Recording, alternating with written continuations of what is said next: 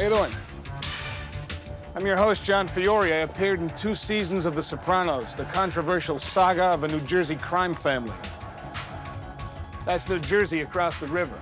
For many people, their only image of the Garden State was what they saw outside their car windows as they traveled up and down the New Jersey Turnpike. It wasn't a pretty picture unless you're into oil refineries and toxic waste. But in 1999, something happened. Was it some new governmental project? A statewide beautification program? No. It was the premiere of The Sopranos on HBO. 6 seasons and 86 episodes later, it's become a television icon. Suddenly, gritty locations in aging industrial cities like Elizabeth, Newark, and Patterson became the backdrop of the Sopranos story. And more followed, like North Caldwell, Morris Plains, Little Falls, Lodi,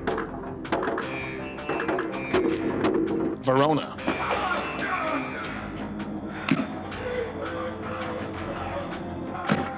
Many of these locations have become household names like the Bada Bing in Pizza Land.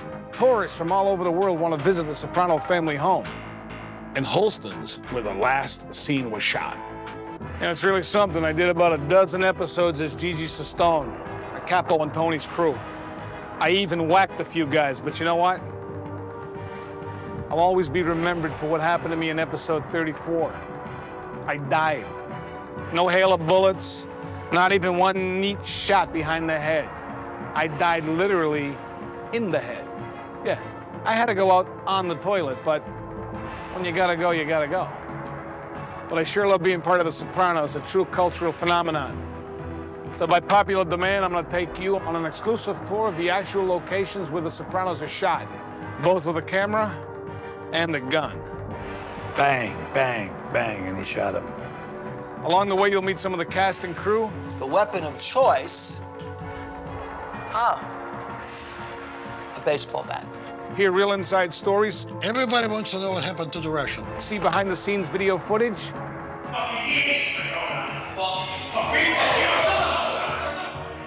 And a whole lot more. I'm gonna give up what happens in the 5th season. You could always expect bloopers. Birdman, hello? Yeah, get one more. For more stupid fuck, excuse me. It's got that and all kind of crazy stuff. I'm very unlike Tony Soprano. I'm a sweet gentleman. Hey, driver, we gotta get down to the Lincoln Tunnel.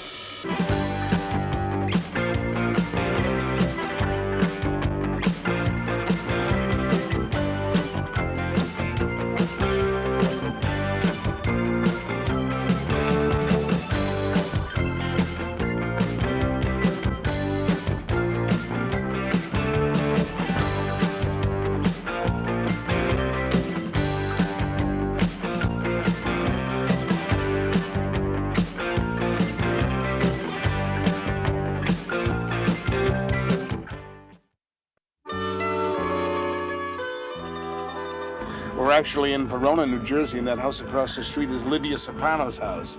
In the show, it's supposed to be at 55 Benbeck Avenue in West Orange.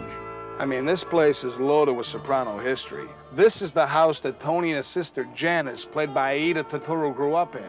Later, Janice moved back in to take care of Livia, played by the late Nancy Marchand. Richie Aprile then hooked up with Janice and moved into Livia's house, something Tony was never wild about. Later, in one of the show's most shocking moments, Janice shot Richie dead. I never think she intended to do it. I think what happened was she pointed it at him and said, and it went off. And then it went off again. It just did it. Let's go in and meet the owner, Virginia Presti. Hi, John. I'm Virginia. Come on in. Now, Virginia, let me ask you, besides an army of trucks, film equipment, and all the stuff that goes with it, isn't there like a shadow crew of fans that are usually standing by with their video cameras? Right, they are. Even my niece and my grandson, they're taking pictures all the time. And anybody comes down the street, even the delivery man, and they wait for Tony Soprano so they can have their picture taken with him. Nice. And have sign the autographs. Yeah.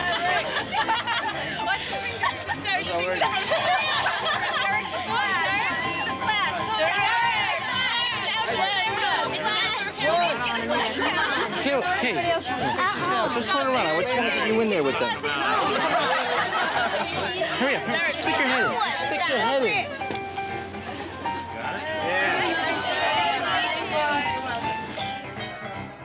How do the neighbors like it?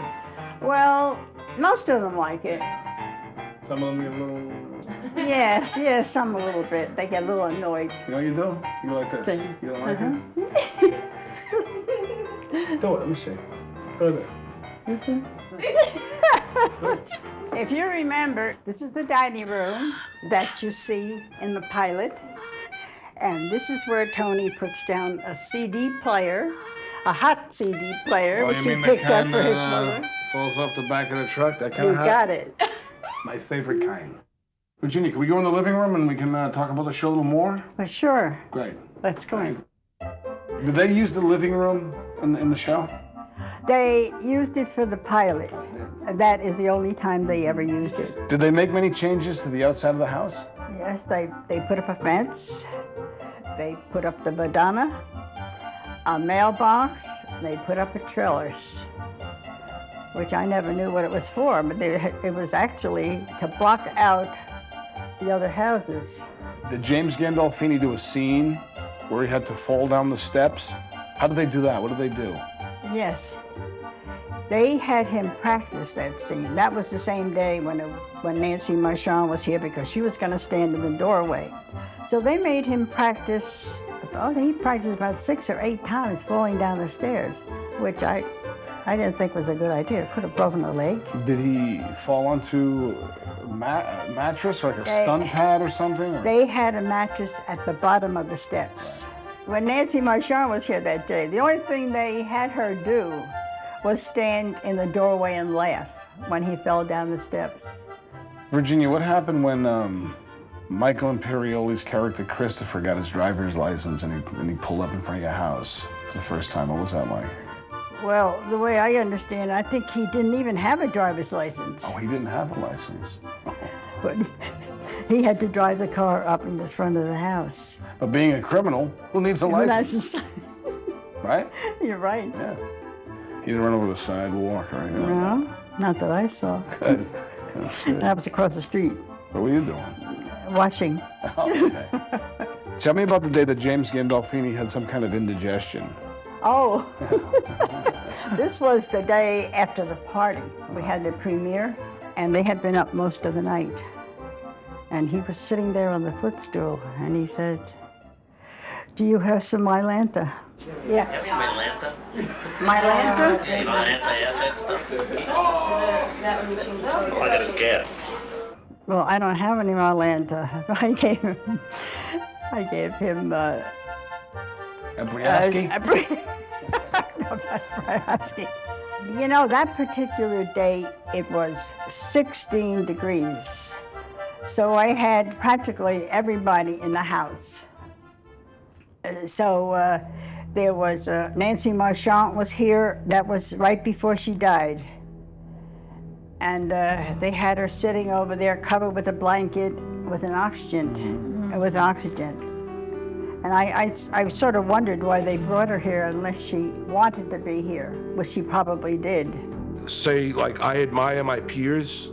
I admire Nancy. I admire her for one reason, is that she was going to work knowing that she was on her way out. She was, for me, the key, aside from James, success of that ensemble, that first season. Without her, an actress of that level, I don't believe the show would have had the impact. The crew had such respect for her, and she would show up on set. And you know, we're a pretty professional bunch, but there's a lot of horseplay and a lot of goof around. But when Nancy showed up, there was total respect and total quiet and focus, and just to watch her work was so great, and everybody loved her. Many other scenes were shot in the neighborhood. Right around the corner, a violent beating scene took place. That's when they had that fight with the baseball bat. Now, in episode 38, Ralphie, played by Joe Pantoliano, orders two guys from his crew to ambush the recycling manager of Raritan Township because he won't give Ralphie's sanitation company a contract. Heeding Tony's warning of no more fires, Ralphie's boys trade in their matches for Louisville sluggers and take care of business.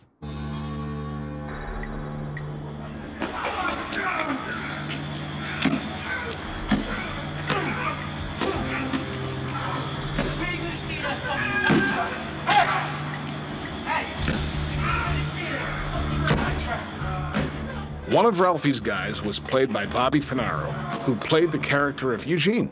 In my first Sopranos episode, as Gene Pontecorvo, Ralphie orders myself and Bobby Zanoni to get rough with Joe Zachary, who has been interfering with Ralph's garbage business.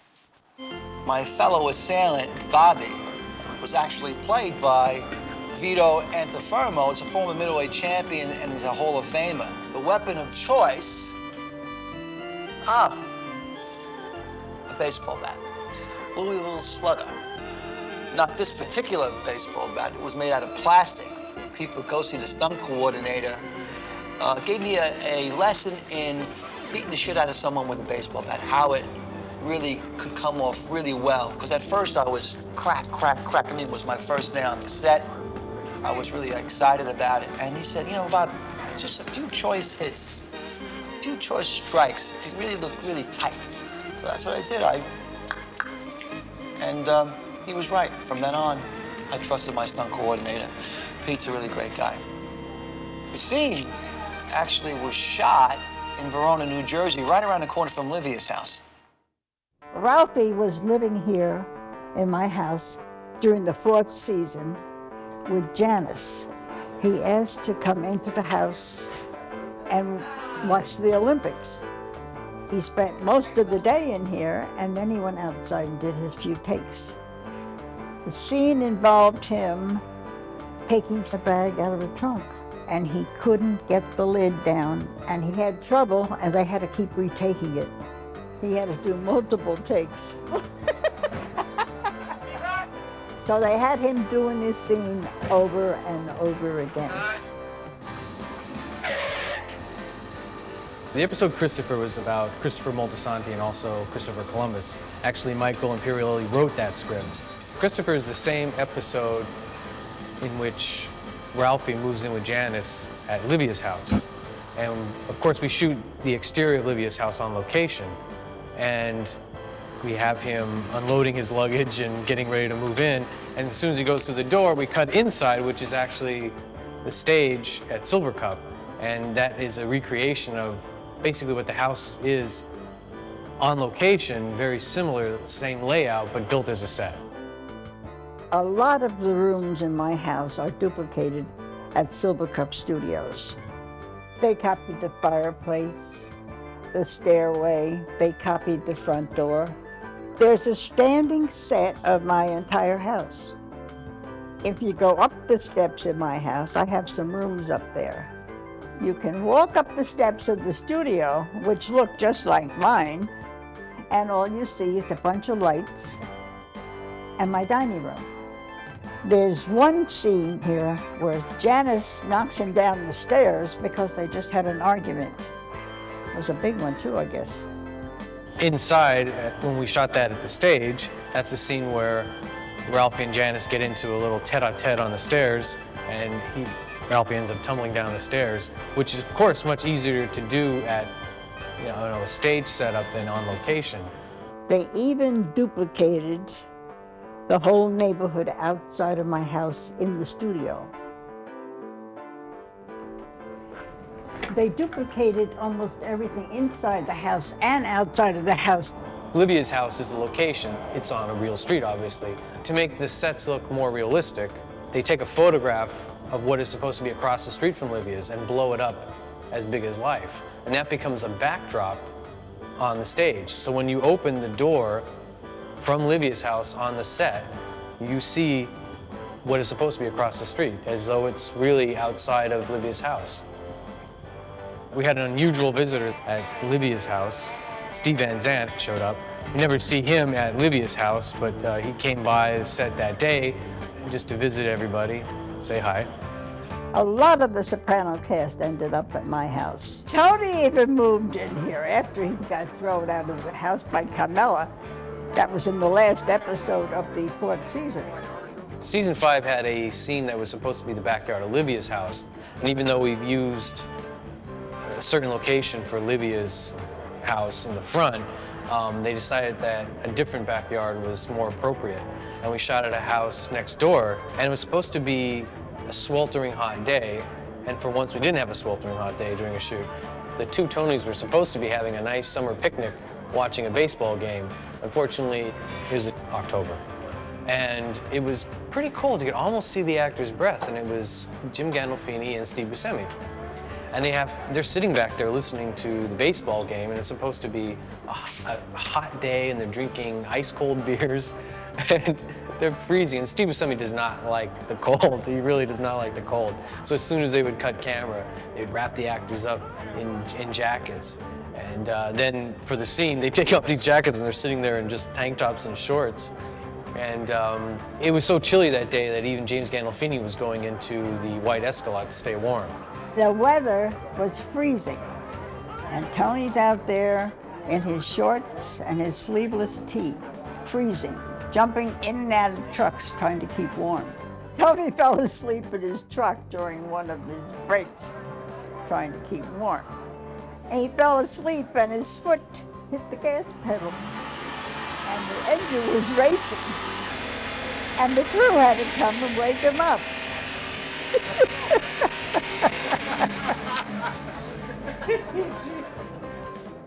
The funny thing about that scene was James Gandolfini was having problems with his back, so he was kind of limping around.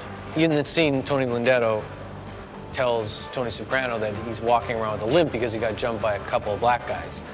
And the funny thing is, Steve Buscemi is acting like he has a limp. Meantime, James Gandolfini that day was having trouble with his back, and he's actually walking around with a real limp. It was kind of funny to see one guy faking it, one guy actually in pain. One of the times when Tony was out in the truck, I stopped to talk to him. So I asked him, I said, wouldn't you like to come in the house and get warm? And he says, well, thank you, but I'm fine, and I think this is going to be the last take. We're just about finished. So then I told him, when you come back later tonight to do the scene at my house, I'd like to get a couple of autographs. You've been here 6 years, and I haven't gotten an autograph. So he said, you can have anything you want. But whatever happened to the plans, he never came back. Right around the corner from Livia's, we shot a big scene outside the Bacala house. And this was actually a nighttime scene, altercation between Tony and Bacala. This follows a scene inside that we shot at the studio, an interior scene that falls apart at the Bacala house. And then Tony leaves and Bacala follows him outside, and that's when they have a little bit of an argument where Tony tells him to get control of your wife and then storms off. That was a pleasant night, actually, and a lot of fans were hanging out. A lot of times in the summer, we get even more fans because the kids are home from school, they don't have homework to do, so a lot of people will hang out from the neighborhood, sometimes all day. You know, they'll take a break for dinner and come back to the set and see what's going on.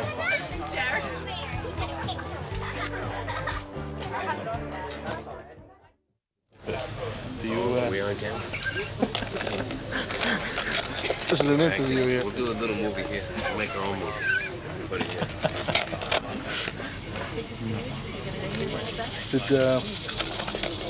I guess this is on still. Did you enjoy working with Robert De Niro? Yeah, it was like a dream. Yeah. Was it good, eh? They were great. Yeah, very, yeah. Is Robert De Niro a pain in the ass? No. Everybody says that when you meet him, he's like doesn't want to bother with anybody. Tell me the truth. He was fine with me. He was very, very kind. Yeah, he is. Well, I guess it's different how you meet, you know, if you're working.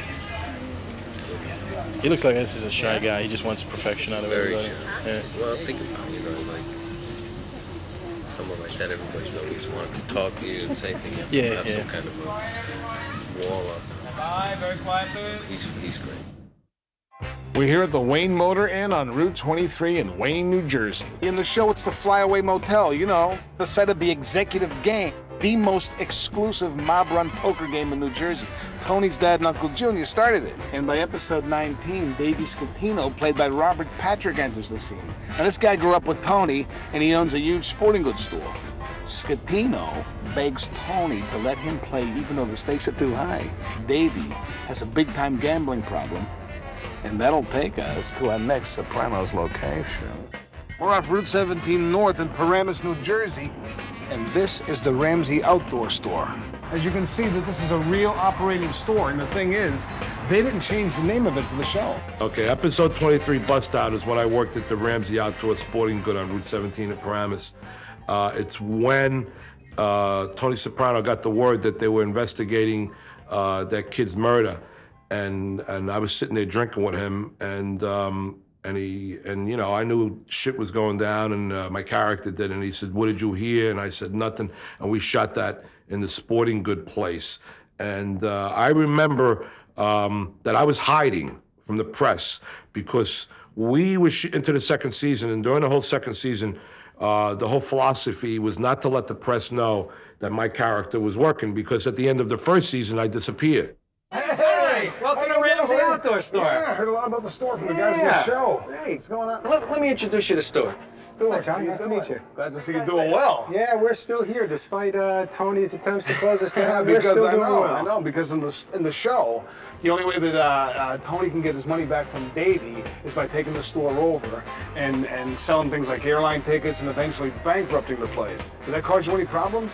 Yeah, well, I tell you, after that last episode that we were in aired, we were quite surprised at just how many people thought we were actually going out of business. And we did get a few calls asking when the going out of business sale is going to start, and did it already start? And we noticed the walls were empty, you guys going out, and we actually did advertise and let people know that we were still here. And you know, a lot of, so we got over that. Yeah. But there were quite a few people who thought literally that, this was the end of Ramsey Outdoor. I did hear that the guy had some repercussions because people really thought his place was going out of business, and they stopped going by the store. So, hey, you wanted to be in show business, that's the price you pay. What are you going to do? At this time, we'd like to get board for first-class passengers only. Living a Soprano? Hey, speaking of more movie magic, how do you turn a racetrack into an airport? Well, leave it to the Sopranos, because that's exactly what they did to film one of the rare scenes featuring Nancy Marchand that didn't take place in either Livia's house, Tony's house, or the nursing home. In this scene from episode 26, Livia and her sister are about to board a plane with tickets provided by Tony, but you see, there's a little problem. The tickets, they were illegally obtained after Tony's crew took control of the Ramsey Outdoor Store to collect its owner's gambling debt. Now, trying to shoot this scene at a real New York airport would have been very difficult, if not impossible. So with the help of a crew of almost 100 production people, the Sopranos transformed part of the Meadowlands racetrack into a full-fledged airport. And as you can see, it looks very convincing.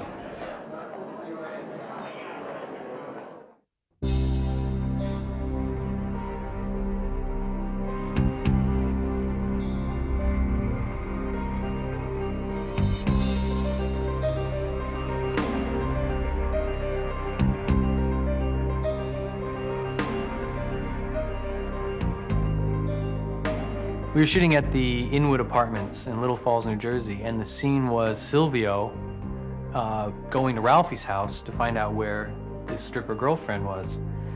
And he pulls her out of the house and takes her to the car, and you do a blocking rehearsal, and the actors don't really do it full up. Just trying to get the physical motion, what the camera's gonna do. First take we did, to see Silvio, who's kind of a comical character for the most part, grab this girl, and the stunt guy had a pad there, throw her head against the car and basically grab her like that. We were all shocked because, Stevie's so great and so much fun. We're all just watching this like, holy shit, I've never seen Sylvia like that. And we're like, whoa, that seems intense. That was intense. Here we see rare footage of Steve Schrippel walking to the set for the filming of the episode Mo and Joe. He is in bloody makeup due to his prior altercation with some gang members after collecting a debt in Newark. Now here's a rare shot of a bruised up James Gandolfini on his way to the set. He doesn't want to be photographed with the makeup for fear of giving away any plot lines. The makeup is the result of the Monopoly game fight with Bobby Bacala in the episode called Soprano Home Movies. Tony will be joined at the bar seen here with Steve Schrippel. They'll meet up with two French Canadians to do some business and arrange a hit. The tavern will double as a bar in upstate New York.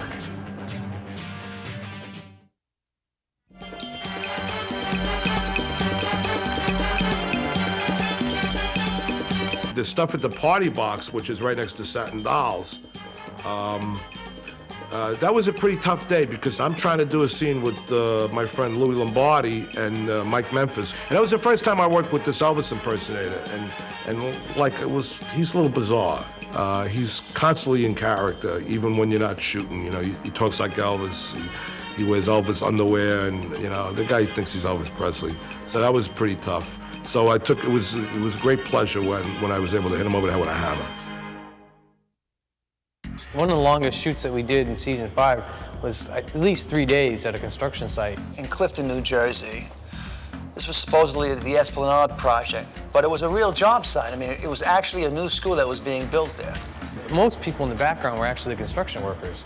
They were sort of like on our payroll for the day, so they were doing the actual work, some of the welding or, you know, actual types of work, and being the extras. There was no shortage of lawn chairs at that site. All the guys sat around while the rest of the construction workers were actually doing the work.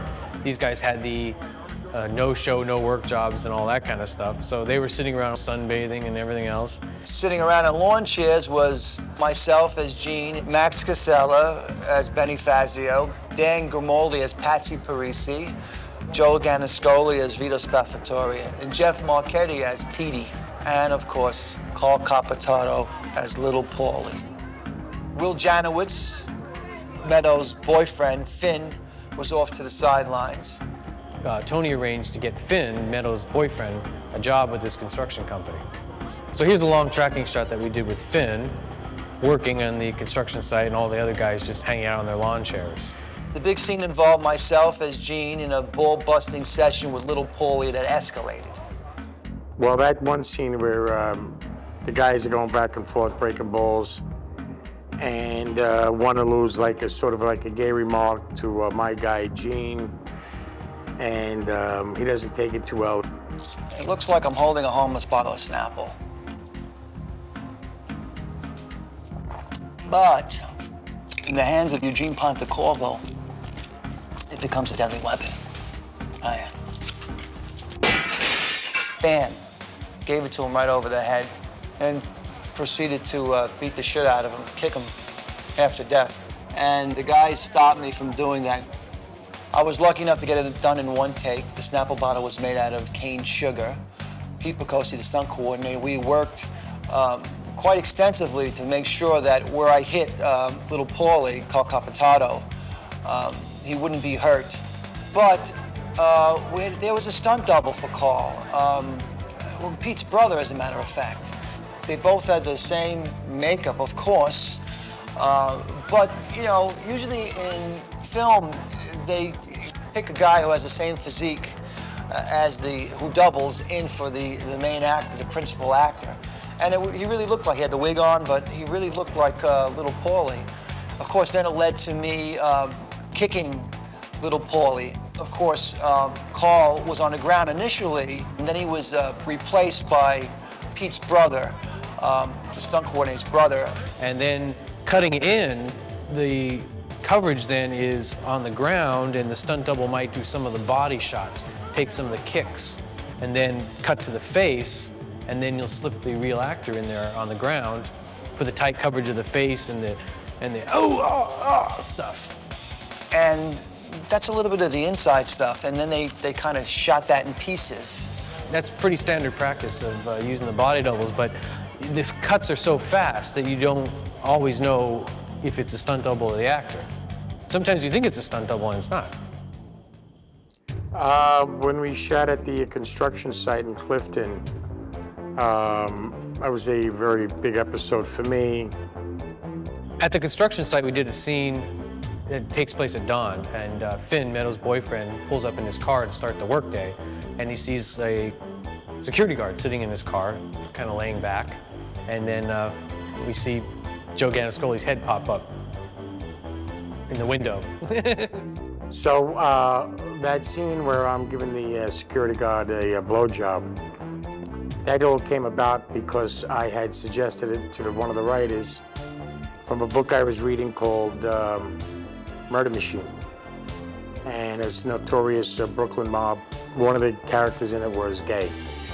So I thought it would be very interesting, something you don't see, and of course, I didn't have a problem doing it. You know, it's one of those scenes that'll go down in television history.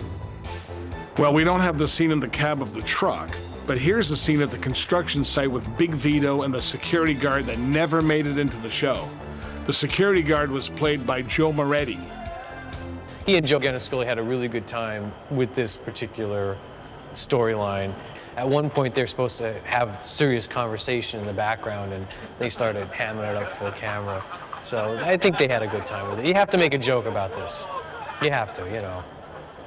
You know, I always felt I was on the wrong end of that blowjob, but what are you gonna do? We followed that up with Finn and Vito outside the Portisand, a little uncomfortable, you know, it's not really a confrontation, but a little uncomfortable meeting outside of the Portisand that sets up the are you gonna keep this quiet or not kind of scenario for Finn. Finn sees what goes on, he gets terrified of you know, what's happening. Joe took a hell of a shot, Joe Ganascoli. It was his idea. He brought the idea to Chase.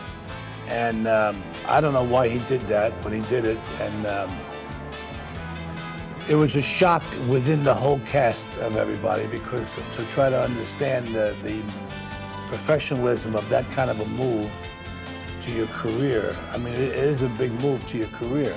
I was watching it with about 20 guys and never said a word and knew that was coming out when it aired.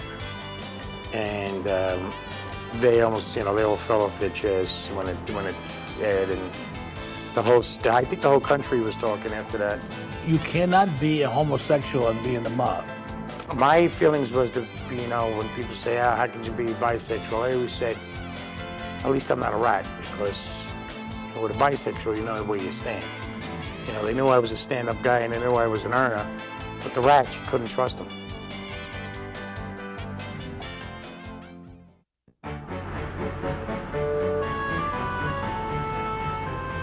Here we are in the lovely Jersey City, New Jersey.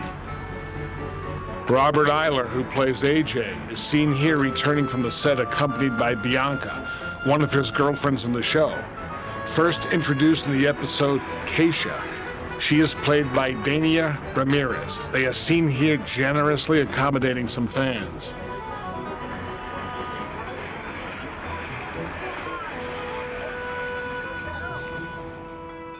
In the episode Keisha, there's a big scene involving many of the guys from both the New York and New Jersey crews.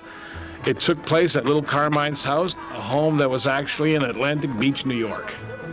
Carmine acted as a broker between the crews, members of which included Tony, Silvio, Phil, Jerry, and Butchie. It was quite a feast for Soprano fans who came out to meet the actors and get photos and autographs at breaks during filming. Especially cooperative was Stevie Van Zandt, who went out of his way to accommodate the fans and certainly enjoyed doing it. He's always been known as a great guy. Here he is with more fans while shooting in the streets of Jersey.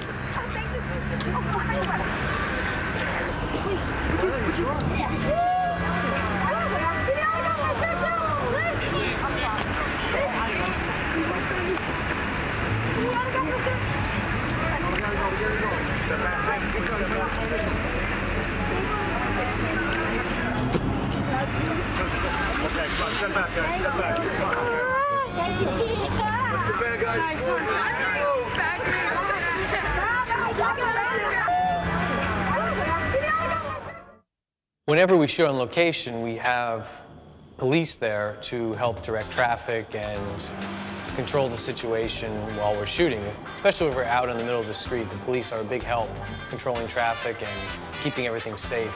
And it's kind of an opposites attract thing with the cast members who all play gangsters taking pictures with the cops. I mean, all the cops love the show. They want to have pictures with the cast members. You know, and the cast is great. They want to take pictures with the cops too, you know. We're in a lot of the same towns, a lot of the same areas in New Jersey over and over again. So actually the production has made a lot of friends with the cops.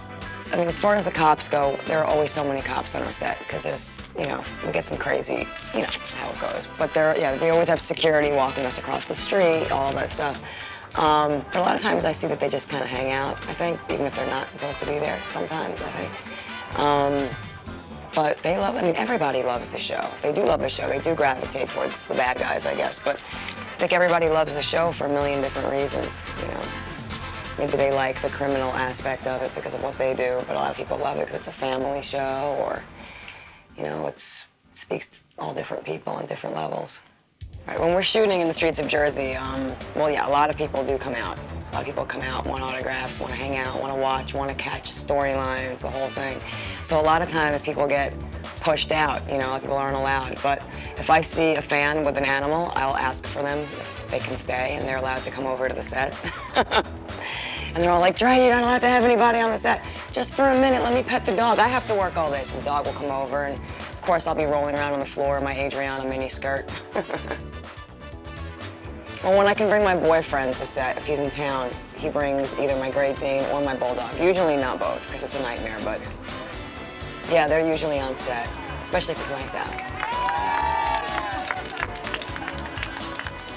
What's funny about our fans mostly is, first of all, we are not the rock stars, the actors, the characters are. It's all about Adriana, Christopher. They don't care about Dre or Michael or any of that stuff. But the most fun thing is when you see people camping out and they all have their lawn chairs, picnic baskets, bottles of wine, and they're all camping out and just sitting there for the day to watch the show being filmed. They don't get to see anything, but they're there. Whenever I have to work with James Gandolfini or even Edie Falco, I mean, I don't work with them too much. I don't work with Jimmy that much. I do have some stuff with him this season because you know, they're in and out of the bar sometimes, but I just love watching him act. He's a wonderful actor, you know, he's kind of like an animal in a cage, and once you let him out, you never know what's gonna happen, so that's exciting. Tony Soprano, Jimmy Gandolfini, the man, is a big prankster on set. He is, he's funny. They all are. Everybody everyone on our crew is funny. We have fun.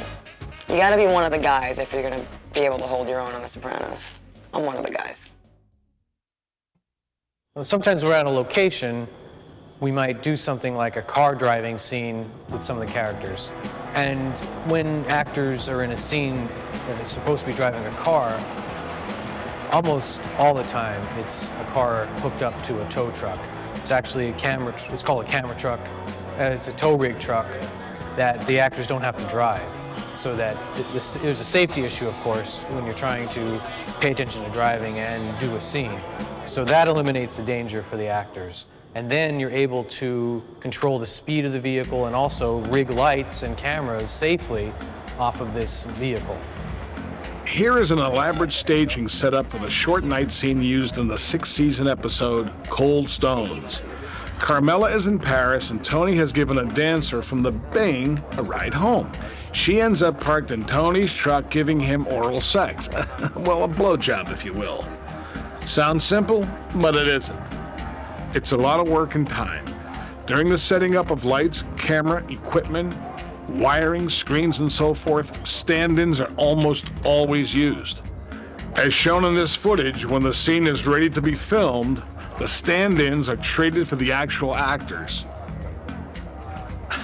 Sorry to say, this is the end of the footage we have. Car rig scenes usually take a lot of time. You would think that it would be quick, just two people sitting in a car, but it actually takes a lot of time. There's a lot of rigging that goes on. Cameras have to be rigged sometimes off of the side of the car, sometimes on the hood. Often they're doing 2 or 3 camera setups with one at once. So all this rigging has to happen on these cars and safely for the car too, so the car isn't damaged at all. Sometimes you're using very nice vehicles. Tony Sopranos is a very nice car, you don't want to have any scratches, and the grips are rigging metal pipes all around this car, so you can imagine that there's ample opportunity for damage. And that's why everybody takes their time and rigs everything properly so everything is safe. And on the back of the truck, there are monitors rigged for the director. So the director, script supervisor, ADs, all these people right on the back of this truck. And it's like a big parade float going down the street. All these people watching the monitors in the back, the actors doing the scene, and really trying to remember to pretend to drive so that it looks real. Well, sometimes we're at a location, we might do something like a car driving scene right outside the pork store, but it's not supposed to be outside the pork store, it's just supposed to be somewhere in New Jersey. And there's a scene that we did with Agent Robin and Adriana talking in the car. Actually, shooting in a car for me is not that much of a pain in the ass. What is a pain is that Adriana is constantly crying. So to have to pass the same spot again on the same tear that falls off her face, it's like, that's where it gets crazy. But as far as being in the car is kind of easy because the camera's not that intrusive. I mean, I know it looks absolutely crazy all around you, all the machines and all the trucks and stuff, but I kind of just block it all out. I just don't like when they put a sheet over the camera because then you can't see out the window. In the scene, I'm supposed to be looking out the window or crying, and I'm looking at this white sheet, and it's so not real that I want to cry. I cry a lot. I'm gonna cry now. Karen Young, who plays Agent Robin, is mean to Adriana. But I mean, she's the only person I work with now. I barely ever work with Michael, so, you know, it's kind of rough doing all those FBI scenes. It's so kind of, I'm tired of crying. Tired of FBI scenes, but I love her. She's great. I have a great time with her. She's a great actress. That's my girl. That's my home girl. Sometimes when you see a simple scene in an episode, there is a lot more going on behind the camera than you would think. For instance, we have a scene with Adriana and the FBI agent walking through a park. Doesn't sound like such a big deal, but the crew laid probably about 100 feet of dolly track, and everybody in the park is an extra who has a particular timing to walk and a certain line that they're going to cross on. Even the ducks in the pond were extras. And they are weighed down with little weights so they don't fly away, and they're positioned exactly for the camera. So this tiny little simple scene is actually very involved. Of course, it's a fantasy world when you make a film, so the extras are seen feeding the ducks, even though there's a sign posted right there that says, "Feeding of waterfowl prohibited." Very bad. It's always about the ducks.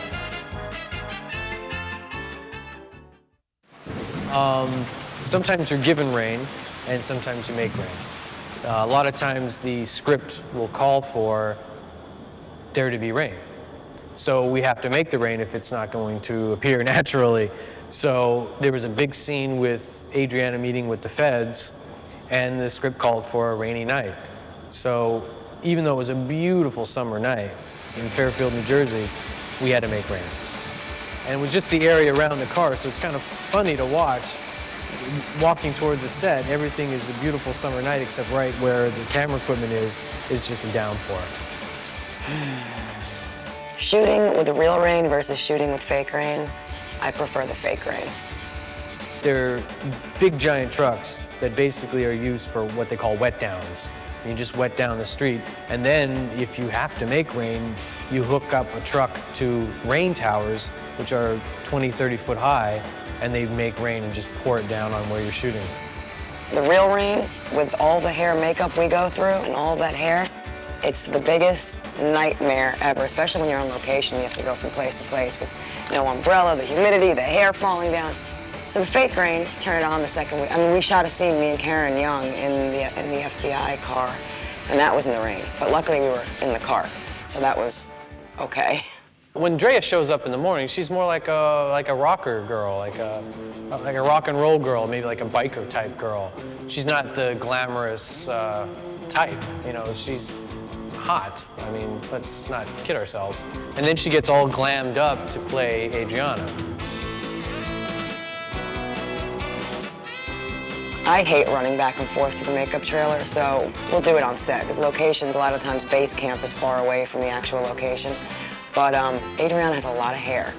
A lot of hair, and it takes a good 2 hours to put it in, and it takes 15 minutes for a touch-up on it every time we need a touch-up. Unless she has a nice updo that day.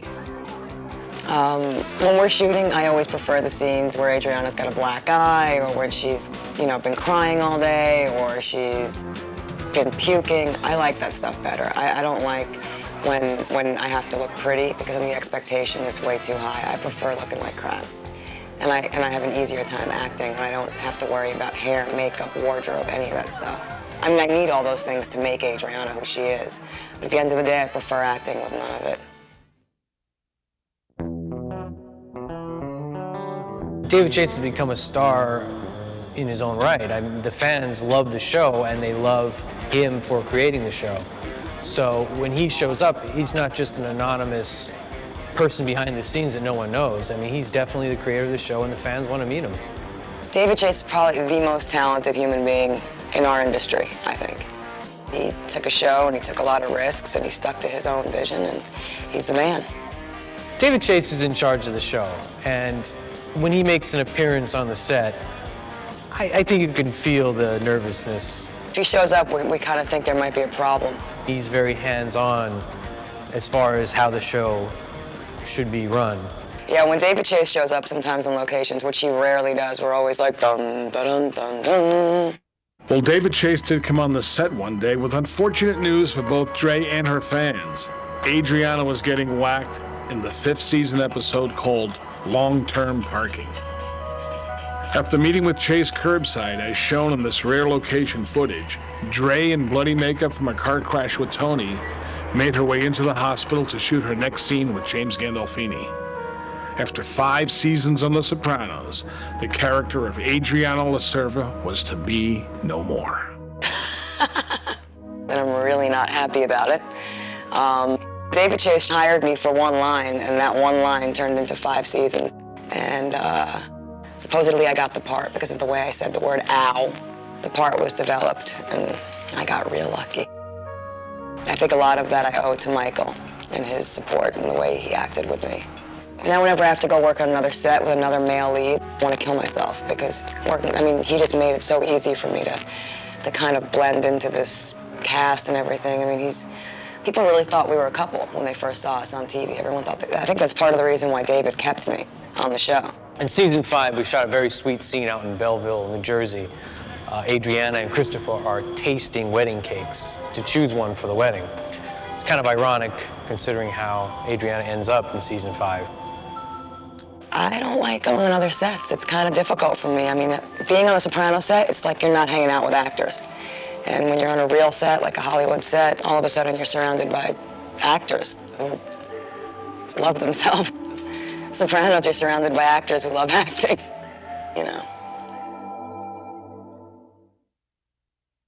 If I can get my heart to stop pounding, let me tell you about this place. We're at Manolo's in Elizabeth, New Jersey. Now, although this is a wonderful Spanish restaurant, it's the original location of Artie Bucco's Italian restaurant, Vesuvio.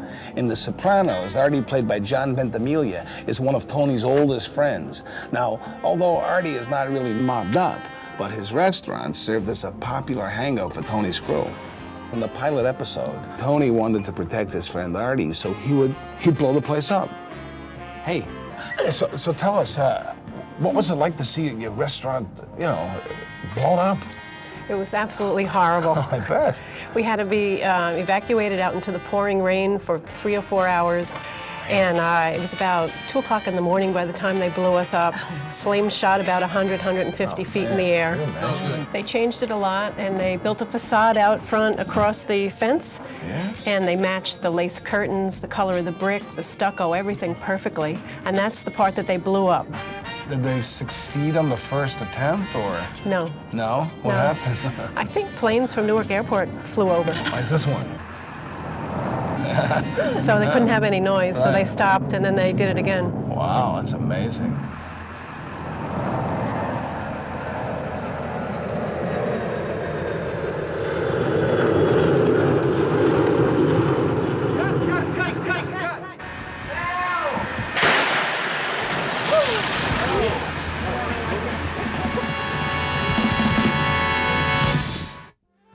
Avenue restaurant in The Sopranos isn't all that it's cracked up to be, as Carol knows. Now, you take the restaurant used as Artie's new Vesuvio. It's located on Bloomfield Avenue in Caldwell, New Jersey. Now, the interior of the restaurant is a set at Silver Cup Studio in Queens, but they still need the exterior for certain scenes, like the final episode of season 3. The owner told us that a crew of 130 people shot outside his restaurant from 6 a.m. to midnight. Now, of course, he expected to see a lot of his place in the show, but when that episode finally aired, there was less than 30 seconds on the screen. With, The Sopranos becoming so big and becoming such a big hit that it was unpredicted, do you see it going further and staying around for many years, or how do you see it? One more year. That's it? Yeah. Has your life changed since starting the role of Tony Soprano on Sopranos? Have you seen yourself falling into the role at all? No, I don't. How has it been working on a series that's become so big, and have you found anything interesting about it, different? Well, you get to develop the character a little bit more. Now, I know that you have a son. Is it hard being involved with the family, or no? No? Okay, well, thank you very much for your time. Thank you. It's very nice meeting you.